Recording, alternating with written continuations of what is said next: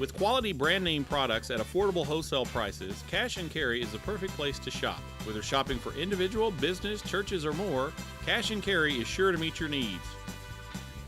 Cash and Carry of Cookeville, 931-528-8050.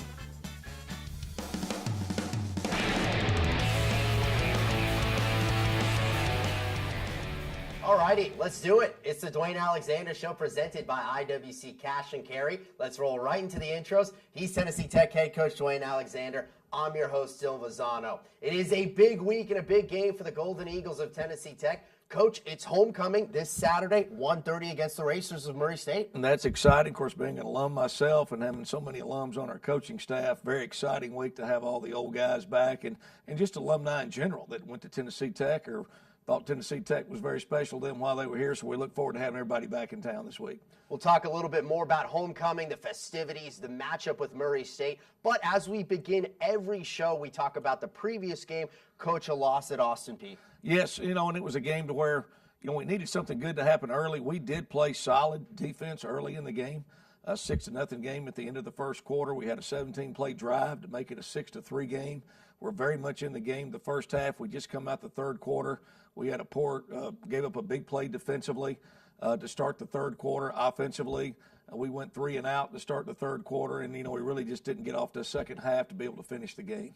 Well, let's jump right into those highlights, see how it all went down. So we present to you the game highlights. That is brought to you by Wendy's of Cookeville. So Tennessee Tech, the Golden Eagles in Clarksville, take it from the top the first quarter. We're actually going to take it from the coin toss.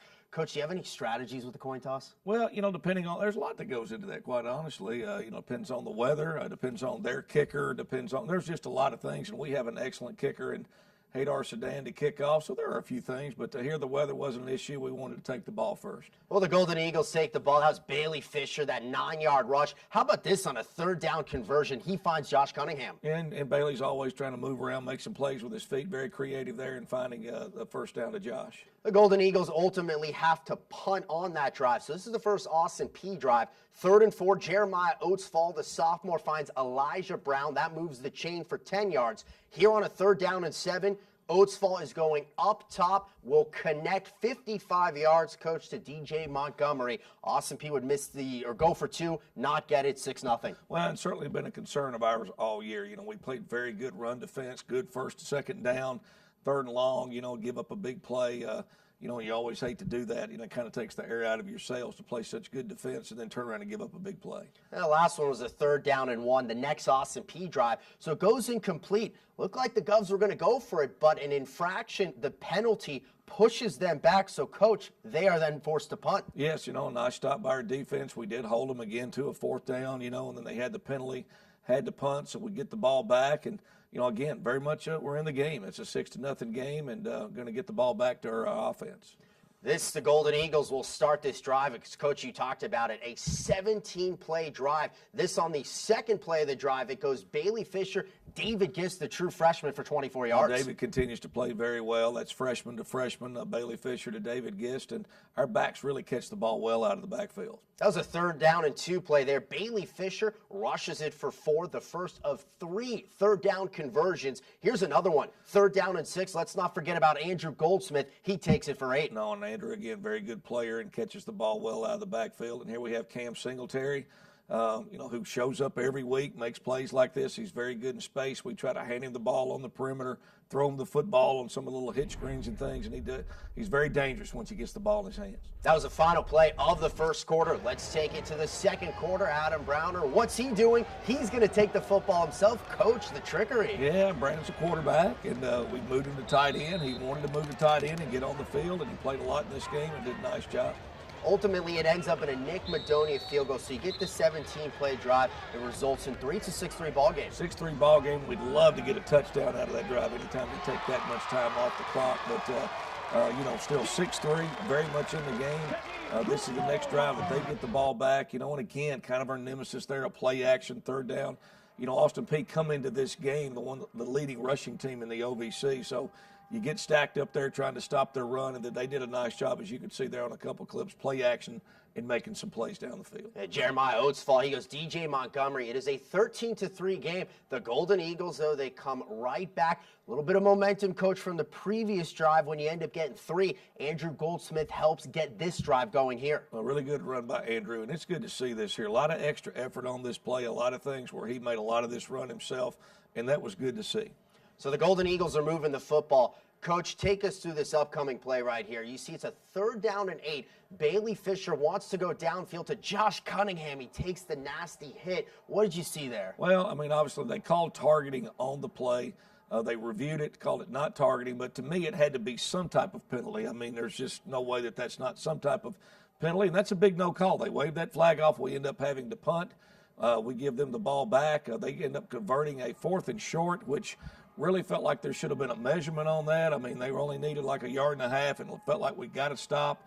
But they ended up getting a 4th down stop and a 4th down play to convert it and kept the drive alive. And that was a big, big score there right before the half. I mean, we don't get to continue the drive because they waved off the penalty, and then we gave up a 4th and short right there before the half. Yeah, the 4th and short, and then Prince Mamodu, he ends up getting that last rushing touchdown. So, Coach, at this point, it is a 20-3 ball game, and Austin Peay's going to get the ball to start the 3rd quarter. What's kind of going on in the locker room? Well, the locker room is excited. I mean, our guys, you know, there was a lot of noise in the locker room in a good way.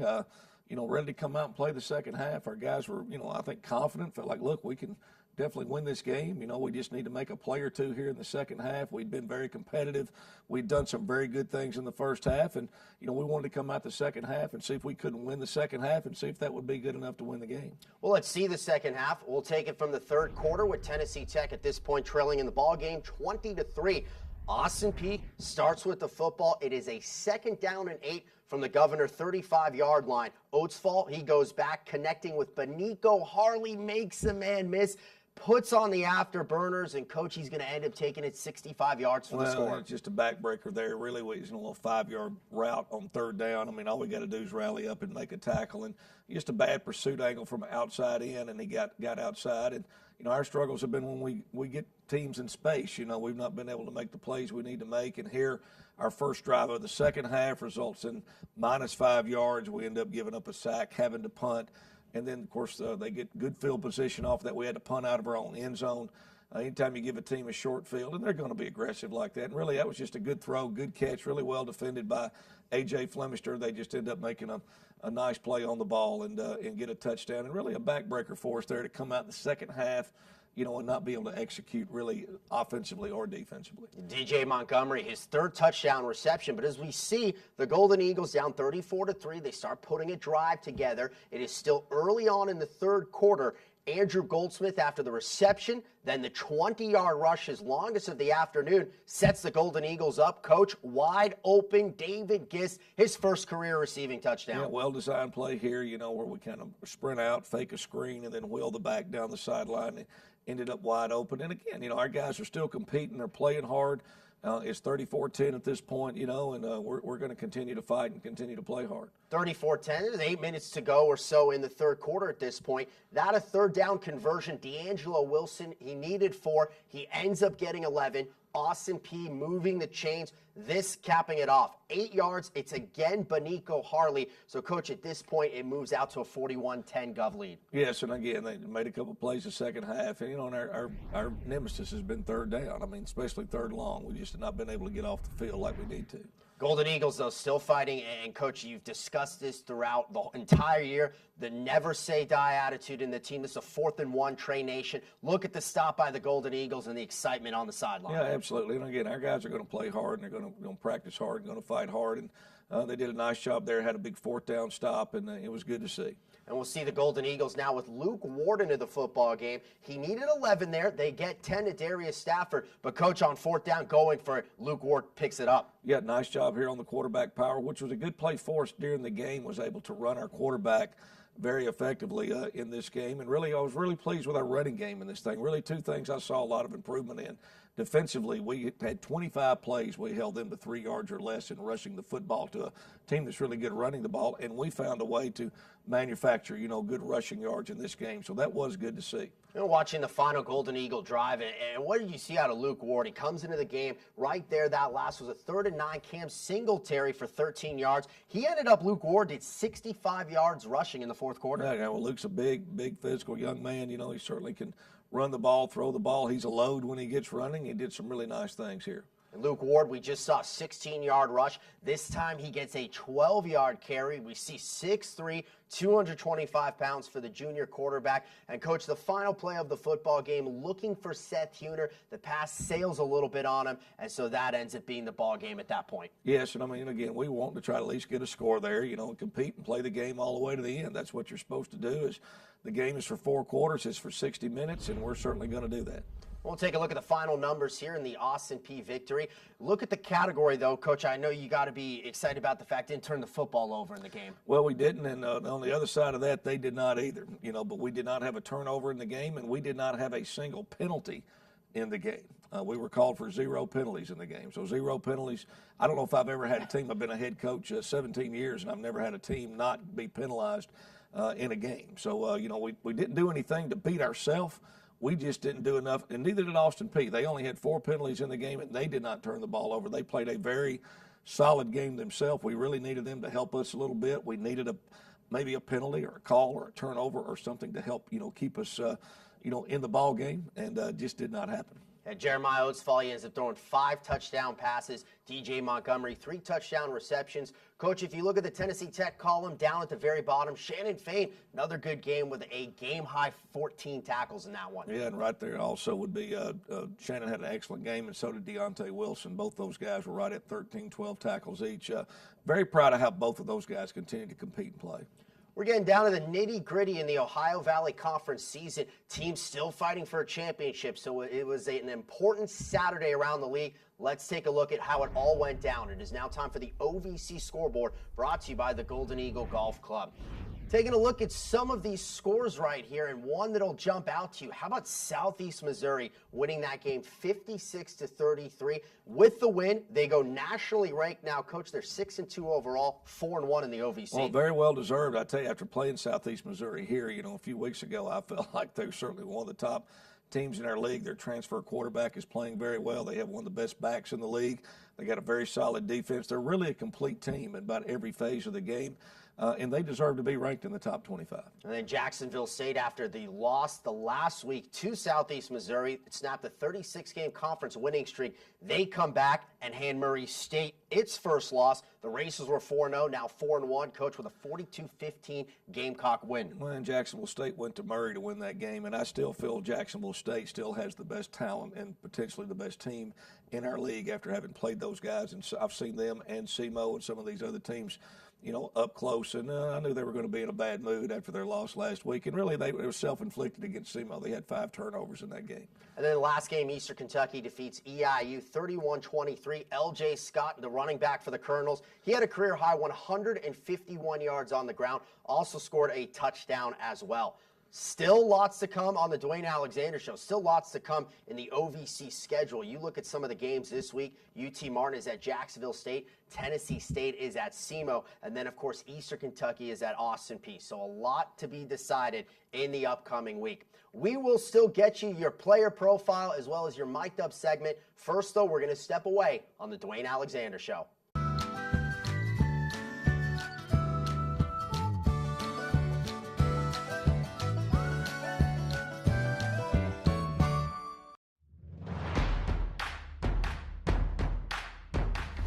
Alexander, you've got to be kidding me! Right wing 3 on the way. She's got it!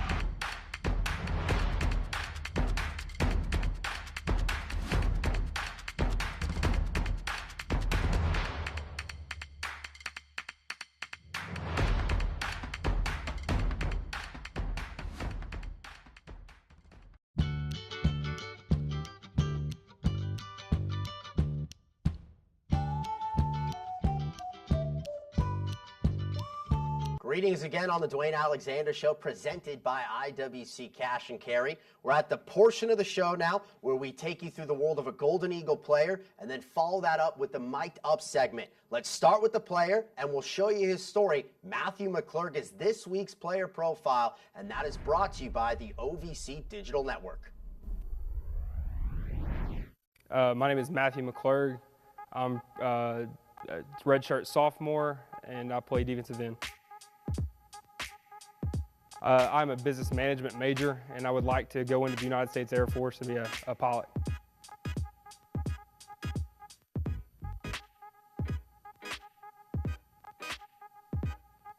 I am from Alcoa, Tennessee, and it's kind of the same hometown feel. Everybody really knows everybody around here, you can tell, and it's the same way back home. Everybody's just kind of close, and it's really a big part of the culture here and back home.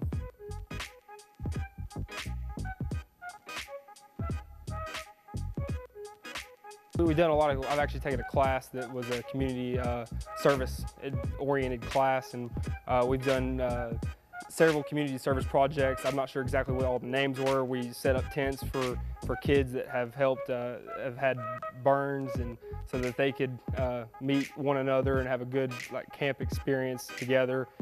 We've done that. We've helped set up a memorial wall for the Vietnam Veterans Wall. I think that's what it was called.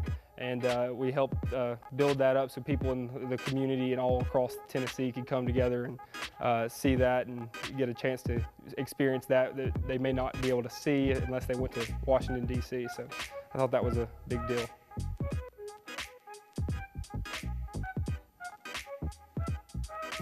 Having my brother with me, that's a big thing. I see him out there playing and busting his butt, and I want to do the same thing. If I see him playing, it motivates me to work even harder. I see him working, he sees me working, and we push each other to help motivate each other to stay out there and stay motivated to work.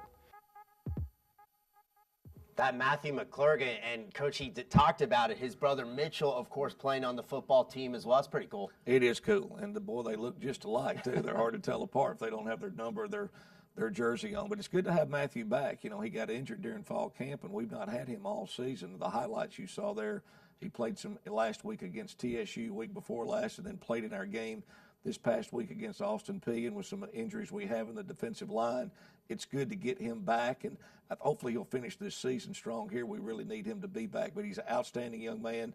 He's played a lot of football games besides here at Tennessee Tech. Alcoa, this was their second home.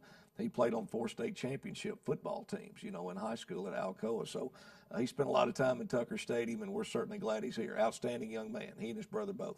And his brother Mitchell, Coach, what position? Tight end. Tight end. We're going to hear from the tight ends coach in this week's Mic'd Up. He's also the associate head coach, Doug Malone. Let's roll the film. It is now time for Mic'd Up, brought to you by Pepsi. Yeah. I'm not saying anything all day. Run your feet on the linebacker. Run your feet. Yes, he is. Yeah, he is. He came off. He had him the whole time. No, he did not at the end. I know for sure he didn't. We'll watch it, but he did. Okay. Hey, it's not right now. Sam was inside. That's you. He should bypass it and go to the free. You should be working to him. I know the receiver blocked him, but that's wrong. Okay, he should bypass because he's inside, safety's outside. DJ, tighten up a little bit more to him right there, and then go. Especially that linebacker, if there's nothing leaks, go clean him up, okay? Square him up, square him up, square him up. Step forward, do not absorb. Step forward and punch. Punch it, be physical, punch it. I get to punch somebody and not go to jail. Here we go, let's go. Punch it, set, hit, go, punch. There, right there, that's better. Much better, much better, much better. Look at him, he's embarrassed. He's grinning, he's embarrassed. Oh, Coach Malone. Every dog has his days, Zerky. And I hold grudges. I will get even. Sit. Hit. Sit. Good. That's all I got to do right there. The tackle will not help you there. He has B gap. Tackle will not help you. Sit. That's correct. That's correct. No, look at where your feet are. See how your feet are? That foot should be up. I said it's man.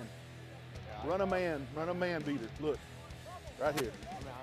Okay, when I stem, it's not a shuffle. I want to stem, 2, bang, 10.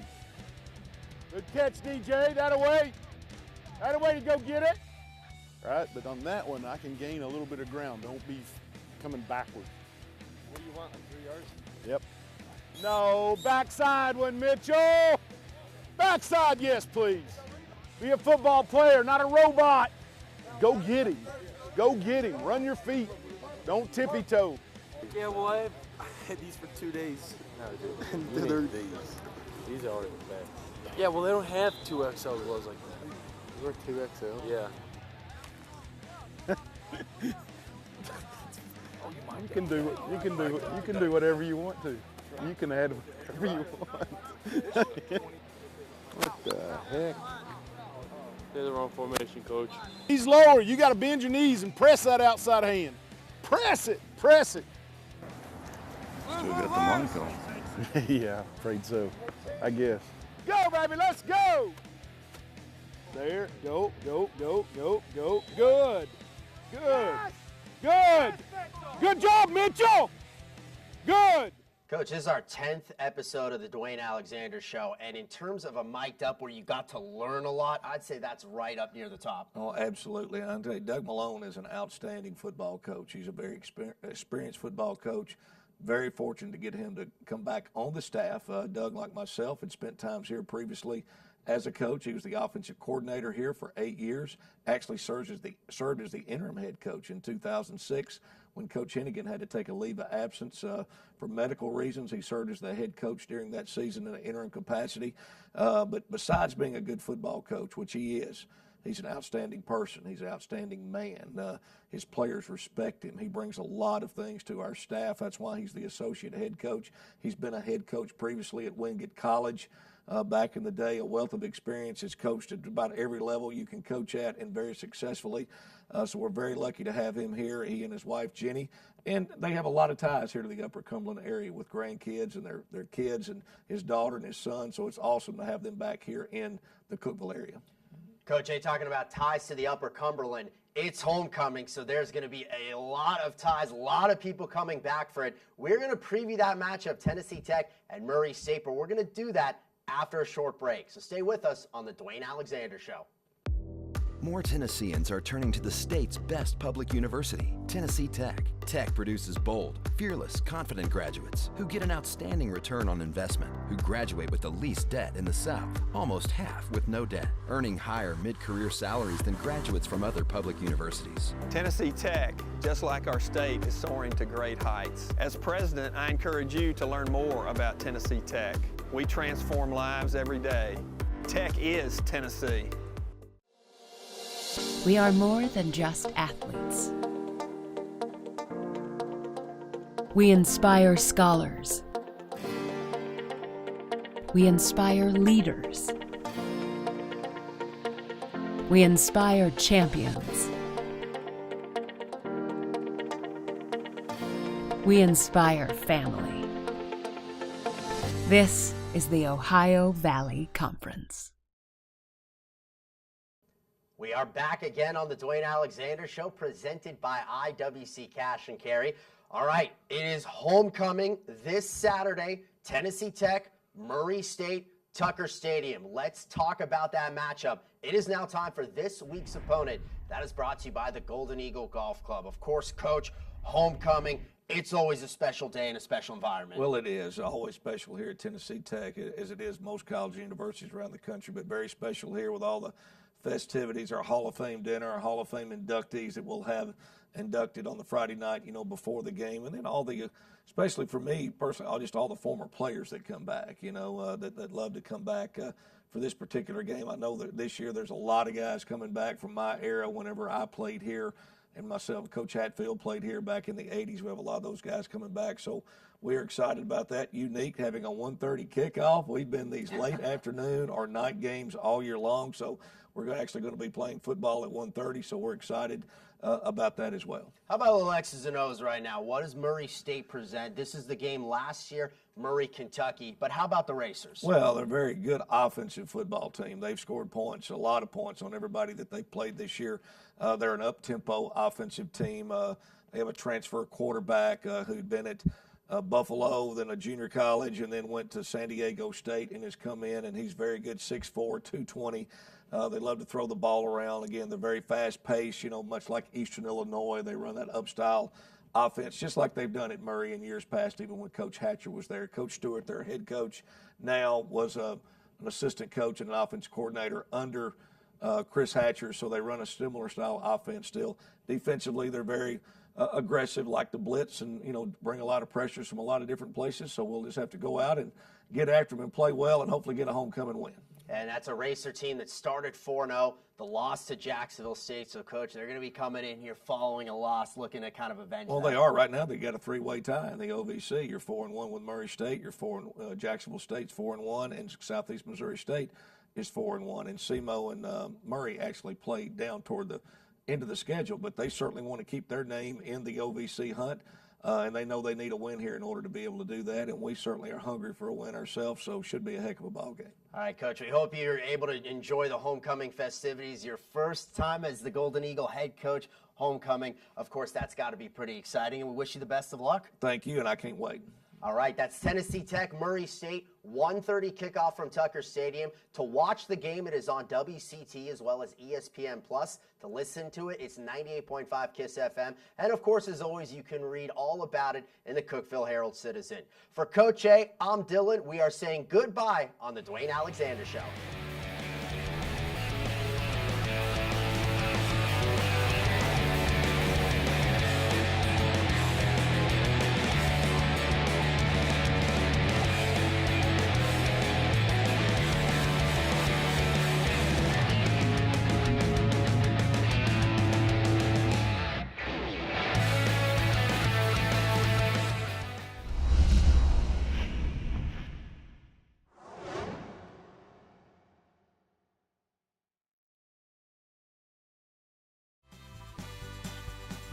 With quality brand name products at affordable wholesale prices, Cash and Carry is the perfect place to shop. Whether shopping for individual, business, churches, or more, Cash and Carry is sure to meet your needs.